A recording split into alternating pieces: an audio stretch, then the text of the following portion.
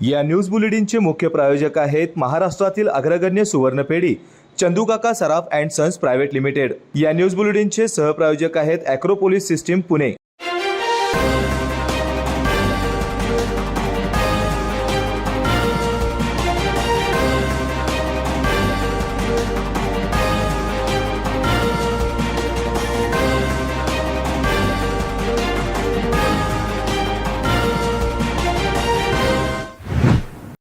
महाराणी लक्ष्मीबाई साहेब गंगाधरराव नेवाळकर म्हणजेच झाशीची राणी लक्ष्मीबाई यांचा आज जन्मदिवस।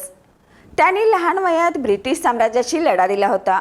राणी लक्ष्मीबाई यांच्या धाडसी कार्याने फक्त इतिहासच रचला नाही तर सर्व स्त्रियांच्या मनात एक धाडसी ऊर्जा निर्माण केली। महाराणी लक्ष्मीबाई यांनी देशाच्या स्वातंत्र्यासाठी लढा दिला आणि त्यांच्या विजयाच्या गाथा इतिहासाच्या पानावर सुवर्ण अक्षरामध्ये लिहिल्या गेल्या आहेत। नमस्कार, मी सुरेखा, तारा न्यूजमध्ये आपलं स्वागत। पाहूयात आज दिवसभरातील महत्त्वाच्या घडामोडी। कोल्हापूर हे नेहमीच त्याच्या आगळ्या वेगळ्या खासियतसाठी जगात प्रसिद्ध आहे। कोल्हापूरचे तरुण अख्ख्या जगाला लेझर शो दाखवणार आहेत। हा शो होणार आहे जगातील सर्वात मोठे स्टेडियम असणारे नरेंद्र मोदी आंतरराष्ट्रीय स्टेडियम अहमदाबाद येथे। यंदाच्या विश्वचषक क्रिकेट स्पर्धेतील अंतिम सामना भारत आणि ऑस्ट्रेलिया यांच्यात होणार आहे। या सामन्यादरम्यान प्रेक्षकांना अधिक आनंद देण्यासाठी मैदानावर खास लेझर शो सादर केला जात आहे। हा शो कोल्हापूरचे तरुण अख्ख्या जगाला दाखवणार आहेत। तर पाहूयात कशी झाली आहे याची तयारी।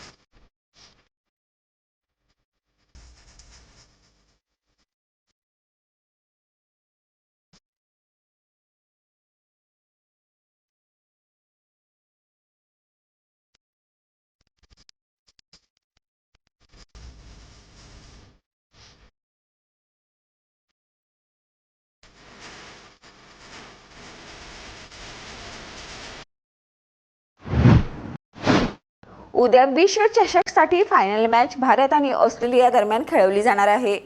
क्रिकेट फायनल मॅचच्या संदर्भात कोल्हापूरकरांचा उत्साह द्विगुणित झाला आहे। याबाबत कोल्हापूरकरांनी केलेल्या तयारीबाबतच्या प्रतिक्रिया घेतल्या आहेत आमच्या प्रतिनिधी पौर्णिमा यांनी। इंडिया इंडिया इंडिया इंडिया बघू शकता जोर कसा आहे हा कोल्हापूरकरांचा।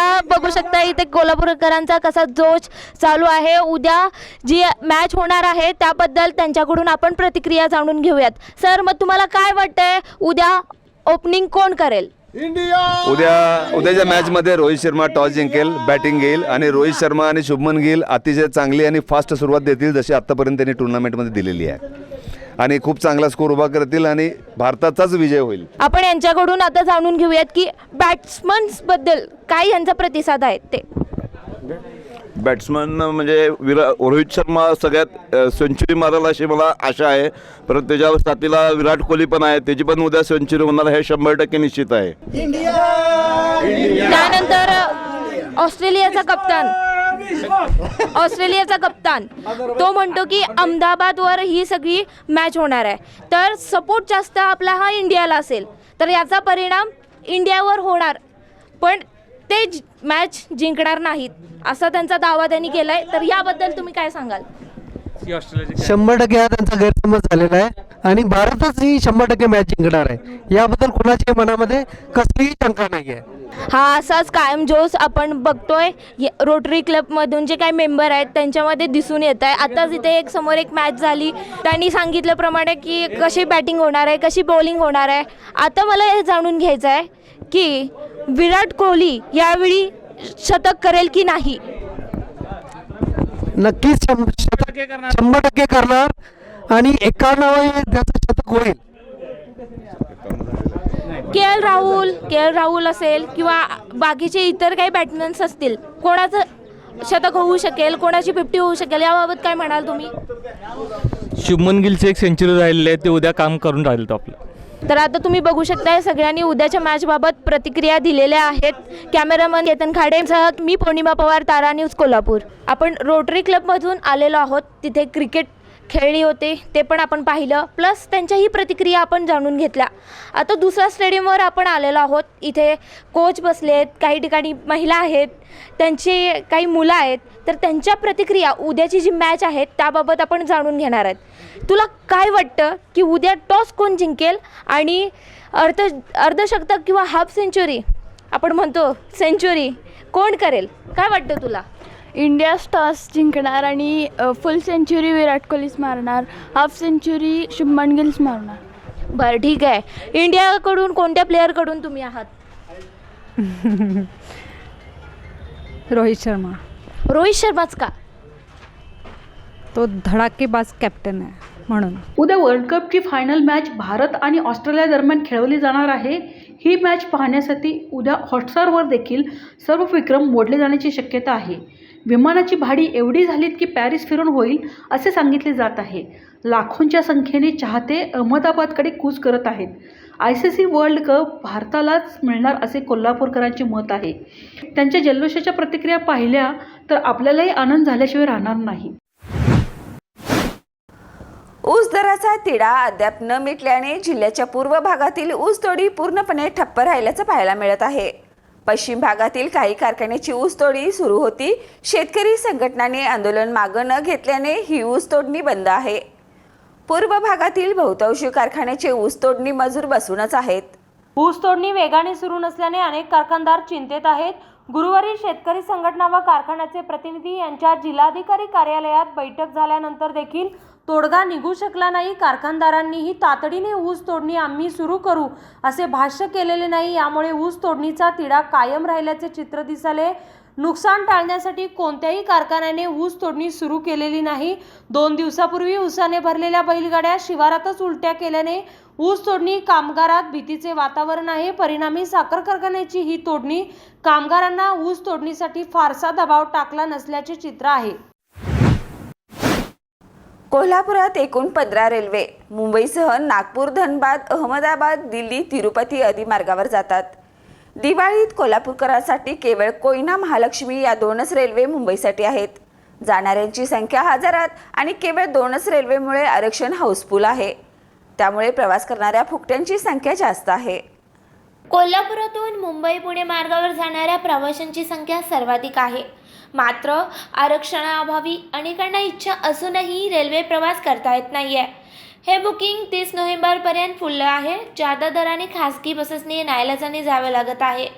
अशातच रेल्वेशिवाय पर्याय नसणारे 390 फुकट्या प्रवाशांना पकडले असून त्यांच्याकडून 90,000 दंड वसूल केला आहे. दिवाळीतच गर्दीच गर्दी, त्यात रेल्वेत चेंगराचेंगरीचा प्रकार जाणून येत आहे. कोल्हापुरातून कोयना, महालक्ष्मी, धनबाद, नागपूर, अहमदाबाद, पुणे, सातारा डेमो आदी 15 रेल्वे गाड्या सुरू आहेत. कोल्हापुरातून मुंबईला न्यायालयीन कामकाज, व्यापार, व्यवसाय, उद्योगधंद्यानिमित्त रोज प्रवास करणाऱ्यांची संख्या वाढू लागली आहे. फुकट्या प्रवाशांकडून 90,000चा दंड वसूल. गेल्या काही दिवसात एक विना तिकीट आणि प्लॅटफॉर्म तिकीट नसलेले रेल्वे प्रशासनाने 390 जणांवर रेल्वे कायदा 147 नुसार कमीत कमी 280 रुपये, जास्तीत जास्त 1,000 रुपये दंडाप्रमाणे कारवाई करत 90,000चा दंड वसूल केला आहे. दंड व विशेष म्हणजे 10 रुपयांचे प्लॅटफॉर्म तिकीट काढण्याबाबत जनजागृती नाही आहे. त्यामुळे अनेकांना कारवाईला सामोरे जावं लागत आहे. रेल्वे प्रवाशांनी नियमावलीचे पालन करणे आवश्यक आहे असे रेल्वेच्या सूत्रांनी सांगितलं आहे. वेळ झाल्या छोट्याशा ब्रेकची. कुठेही जाऊ नका, पाहत रहा तारा न्यूज. या न्यूज बुलेटिनचे मुख्य प्रायोजक आहेत महाराष्ट्रातील अग्रगण्य सुवर्णपेढी चंदूकाका सराफ अँड सन्स प्रायव्हेट लिमिटेड. या न्यूज बुलेटिनचे सहप्रायोजक आहेत ॲक्रोपोलिस सिस्टीम पुणे. ब्रेक नंतर पुन्हा एकदा आपलं स्वागत. शनिवार पेठेतील खोलखंडोबा मंदिरमध्ये शुक्रवारी अचानकपणे शिवलिंगावर पाणी भरलं. पंचगंगा नदीने महापुराची पातळी ओलांडल्यानंतर येथे पाणी येते अशी आख्यायिका सांगितली जाते. शुक्रवारी सकाळी आणि संध्याकाळी अशा 2 वेळा हे पाणी गाभाऱ्यात भरल्याने उलटसुलट चर्चांना उधाण आलं आहे. खोलखंडोबा मंदिरातील शिवलिंगावर पाण्याचा उगम झाल्याची चर्चा परिसरात सुरू झाली. 9व्या शतकातील खोलखंडोबा मंदिराबाबत महापुराच्या पाण्याची पातळी ओलांडल्यावर पाणी भरते. शुक्रवारी सकाळी गाभाऱ्यात पाणी भरले. हे पाणी पाईपने बाहेर काढण्यात आले. सायंकाळीही काही प्रमाणात पाणी आत आल्याची माहिती पुजारी मेघराज शक्ताप यांनी दिली. परंतु मानवनिर्मित चुकीमुळे अवेळी असे पाणी शिरले असावे का अशी चर्चा परिसरात सुरू आहे. शिवाजी विद्यापीठाच्या वर्धापन दिनानिमित्त विविध पुरस्कारांची आज घोषणा करण्यात आली. यावेळी गुणवंत शिक्षक, उत्कृष्ट विभागांना पुरस्कार जाहीर केले. शिवाजी विद्यापीठाचा वर्धापन दिन 18 नोव्हेंबर रोजी साजरा होत आहे. विज्ञान व तंत्रज्ञान विभागामधून प्राणीशास्त्र विभागाला उत्कृष्ट अधिविभाग पुरस्कार जाहीर झाला आहे. उत्कृष्ट अधिविभाग पुरस्कार Yashwantrao Chavan school of rural development या विभागाला जाहीर झाला आहे. गुणवंत शिक्षक पुरस्कार प्राध्यापक जगन खराडे यांना जाहीर झाला आहे. गुणवंत सेवक पुरस्कार वित्त व लेखा विभागातील सहाय्यक कुलसचिव सुरेश बंडगर, अधीक्षक विजय माजगावकर, सहाय्यक अधीक्षक नंदिनी दिगंबर पाटील, ग्रंथालय मदतनीस सतीश केसरकर यादींना पुरस्कार जाहीर करण्यात आले आहेत. दिवाळीनंतर सोन्याच्या दरात प्रतितोळा 1800 रुपयांनी वाढ झाल्याने सोन्याचे दर हे उच्चांकी पातळीवर जाऊन पोहोचलं असल्याचं चित्र पाहायला मिळते. जागतिक पातळीवर अमेरिकन फेडरल बँकेच्या व्याजदरात वाढ झाल्याने गुंतवणूकदारांनी सोन्यामध्ये गुंतवणूक करण्याकडे आपला कल वळवलाय. सोन्याच्या मागणीत वाढ झाल्याने ही दर वाढ झाली आहे. दिवाळी काळात सोन्याचे दर हे GST सह 61,500 रुपये इतके होते. दिवाळीत सोन्याला मोठी मागणी असल्याने राज्यभरात 500 कोटी रुपयांची सोने विकले गेल्याचे सांगितले जाते. दिवाळीनंतर नेहमी सोन्याची मागणी कमी होत असते, त्यामुळे दर देखील कमी होत असतात. यंदा मात्र याच्या अगदी विरुद्ध चित्र सुवर्णनगरीमध्ये पाहायला मिळालं. दिवाळीनंतर सोन्याच्या दरात घसरण होण्याची सोन्याच्या दरात प्रतितोळा 1800 रुपयांची वाढ झाली असून सोन्याचे दर 300 रुपये इतक्या उच्चांकी पातळीवर जाऊन पोहोचले. दिवाळीपासून सोन्या चांदीच्या किमतीत सातत्याने चढउतार पाहायला मिळत आहे. सध्या होत असलेल्या राजकीय घडामोडीचा विधान परिषदेचे विरोधी पक्षनेते आणि काँग्रेस नेते विजय वडेट्टीवार बारामतीत राष्ट्रवादी काँग्रेसचे नेते शरद पवार यांच्या निवासस्थानी दाखल झाले. या 2 नेत्यांमध्ये सुमारे अर्धा तास कोणती चर्चा झाली यावर विजय वडेट्टीवार यांनी प्रतिक्रिया दिली. राज्यात विविध समाजाचे आरक्षणाचे आंदोलन सुरू आहे. मराठा आंदोलनास उत्तर देण्यासाठी OBC नेते आक्रमक झाले आहेत. राज्यातील राजकीय परिस्थिती वर्षभरात मोठ्या प्रमाणावर बदलली आहे. महाविकास आघाडीतील शिवसेना आणि राष्ट्रवादी काँग्रेसमध्ये फूट पडली आहे. या सर्व घडामोडींच्या पार्श्वभूमीवर विधानसभाचे विरोधी पक्षनेते आणि काँग्रेस नेते विजय वडेट्टीवार बारामतीत राष्ट्रवादी काँग्रेसचे नेते शरद पवार यांच्या निवासस्थानी दाखल झाले. दोन्ही नेत्यांमध्ये सुमारे अर्धा तास बंद दाराआड चर्चा झाली. या चर्चेत काय झालं हे विजय वडेट्टीवार यांनीच सांगितलंय. शरद पवार यांच्यासोबत आरक्षणासह राजकीय विषयांवर चर्चा झाली. शरद पवार यांना आम्ही सांगितले, OBCच्या वाट्यातले आरक्षण आम्ही कोणीच देणार नाही, परंतु मराठा समाजाला स्वतंत्र आरक्षण देण्यास आमचा विरोध नाही. आगीत तेल ओतण्याचे काम जे कोणी करत असतील त्यांनी ते बंद करावे. समाजात भांडण लावली जात आहेत, हे करणारे सत्ताधारी आहेत. कोणी मराठा समाजाच्या मागे उभा राहतो तर कोणी OBC समाजाच्या मागे उभा राहत आहे. सत्ताधारी पक्षाचे मंत्री छगन भुजबळ OBCची भूमिका मांडतात तर मुख्यमंत्री एकनाथ शिंदे जरांगे यांच्या पाठीशी उभे आहेत. हे सगळे प्रश्न कोणी निर्माण केले आहेत हे मी लवकरच उघड करेल, असे ते म्हणाले. दिलाई रोड ब्रिजच्या लेनचं उद्घाटन केल्याप्रकरणी शिवसेना ठाकरे गटाचे नेते आदित्य ठाकरेसह पदाधिकाऱ्यावर गुन्हा दाखल करण्यात आलाय. NM जोशी पोलीस स्टेशन येथे मुंबई महापालिकेच्या रोड डिपार्टमेंटकडून तक्रार दाखल करण्यात आली आणि त्यानंतर हा गुन्हा दाखल करण्यात आलाय. आम्ही मुंबईकरांसाठी लढतोय म्हणून गुन्हे दाखल केलाय असा आरोप ठाकरे गटाचे वरळीचे आमदार आदित्य ठाकरे यांनी केलाय. तसे दोन्ही पालकमंत्र्यांवर गुन्हे दाखल करण्याची मागणी त्यांनी यावेळी केली. या दरम्यान दिलाई रोड उड्डाणपुलाचे बेकायदेशीर उद्घाटन केल्याप्रकरणी आदित्य ठाकरे यांच्यासह सचिन अहिर आणि सुनील शिंदे यांच्यावरही गुन्हा दाखल करण्यात आला आहे. मुंबईकरांसाठी लढत असताना गुन्हा दाखल होत असेल तर माझ्या आजोबांना अभिमान वाटत असेल, अशी प्रतिक्रियाही आदित्य ठाकरे यांनी यावेळी दिली. अभिनेत्री कंगना राणावतचा तेजस हा चित्रपट काही दिवसापूर्वी प्रदर्शित झाला होता.